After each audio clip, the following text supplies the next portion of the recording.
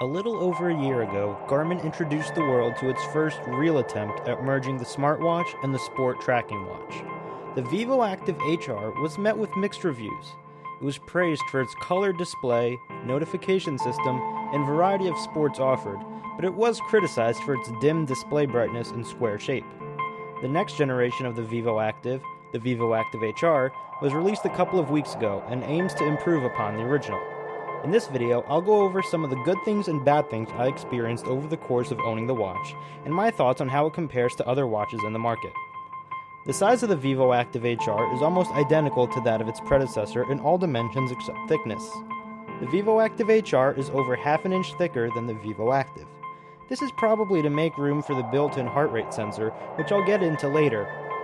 I personally prefer this orientation of the watch more, as it makes it look continuous with the strap and takes up less space on the wrist.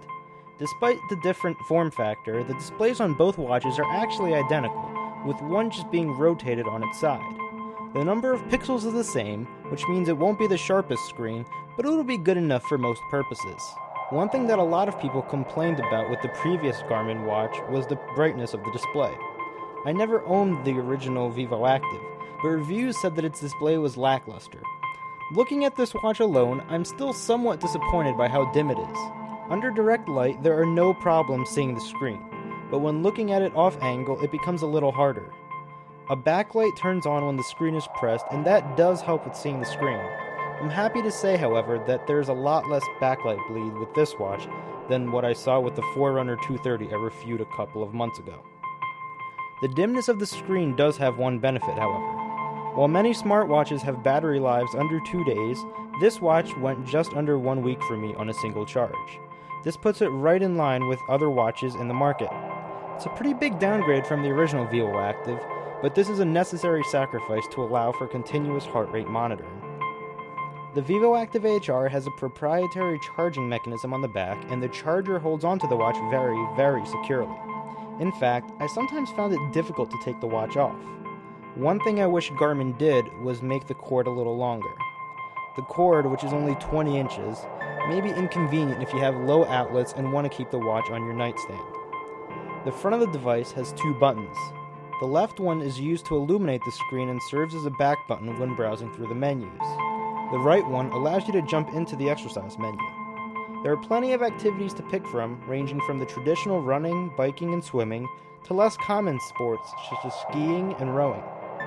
Each activity has its own unique metrics. For example, biking displays speed, rowing shows 500-meter pace, paddleboarding shows stroke rate, and skiing shows descent statistics. You can even set the pool size when you're selecting swimming. Garmin did a great job of customizing each activity rather than just creating a generic activity profile. If none of these fit you, you can create your own profile. During workouts, the heart rate is sampled once a second and is displayed on one of the activity screens. Heart rate capture works in all modes except swimming, as the water would probably throw off the readings. As a test, I submerged the watch in my tub. As expected, it handled this with ease. After all, this watch is rated for 5 ATM of water. The capacitive touchscreen did not function underwater, so be sure to set up the screen as you want before jumping in. When put into a swimming exercise, the heart rate was disabled, but I wanted to see what would happen if I tried to measure it using another profile. I actually found that it continued to read a stable value, although to be fair, I wasn't doing any vigorous movements with my arm. As with other wrist-based heart monitors, it's fairly accurate during light to moderate exercise. With more intense workouts, it's important to make sure that the watch is on tight on your wrist to prevent it from losing contact. Even when this is the case, the heart monitor tends to lag behind sudden increases or decreases in heart rate. This problem is not unique to the Vivoactive HR, but is rather an issue associated with wrist-based heart rate monitors in general. Luckily, however, the watch can be paired with an optional chest-based heart rate monitor to create the most accurate trace. The flexibility in using both methods to monitor heart rate is definitely a plus for Garmin. When not in exercise mode, heart rate is sampled at various intervals depending on the amount of activity the watch detects. Another feature the watch has is daily activity tracking. Garmin has implemented this very similarly to other watches such as the Forerunner 230 I reviewed earlier. The default watch face has a move bar that alerts you when you haven't walked in a while. It maxes out at 2 hours of inactivity and sends out alerts that prompt you to move. It takes a couple of minutes of walking to clear the move bar. As with other Garmin activity trackers, there is a dynamic step goal that the watch creates. Depending on how much you walk the day before, your step goal increases or decreases. Overall, this serves as a nice way of setting achievable goals for you to encourage you. Aside from step goals, there's also a screen that has active time goals. The purpose of this is to keep track of how long you have spent working out so far this week. Garmin has improved upon their previous activity tracking features, which definitely helps make for a more well-rounded watch. Like many other new sport watches, the Vivoactive HR is capable of receiving and displaying notifications from a Bluetooth-connected phone. Note that the Vivoactive HR is not a smartwatch, so it's important to have realistic expectations of its capabilities. The watch vibrates during calls and text messages. When opening a text message, the message is displayed very clearly. There is no option, however, to respond to messages from the watch itself.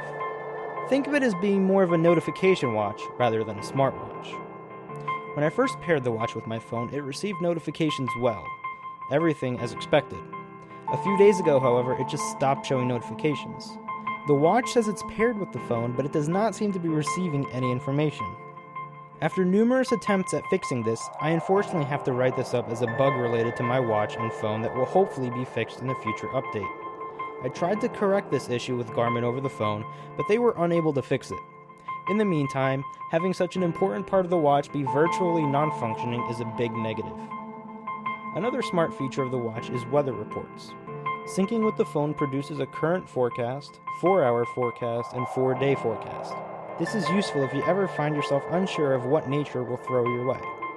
Keep in mind, however, that the weather will not work without a phone connection. One final smart feature of this watch is the ability to download widgets from Garmin Connect. These widgets aren't like phone widgets. Rather, you can think of them like additional screens that show information not displayed by the factory ones. Speaking of display screens, the watch does come with 4 different main screens, depending on how traditional you want the watch to look and how much information you want displayed. While Garmin was trying to fix my notification issue, they did have me uninstall 2 of the watch faces, so unfortunately I can't show you all of them. Overall, this watch is okay for what it claims to be. The built-in heart rate monitor is accurate for the most part and can be supplemented with a chest strap in situations where it may fall short. The wide variety of activities definitely is one of the things that makes this watch stand out from the competition, but that's about it. It suffers from a slightly dim screen and, in my case, a broken notification system. I can't recommend getting this watch right now, but hopefully future updates will fix some of the issues, making this watch a top contender.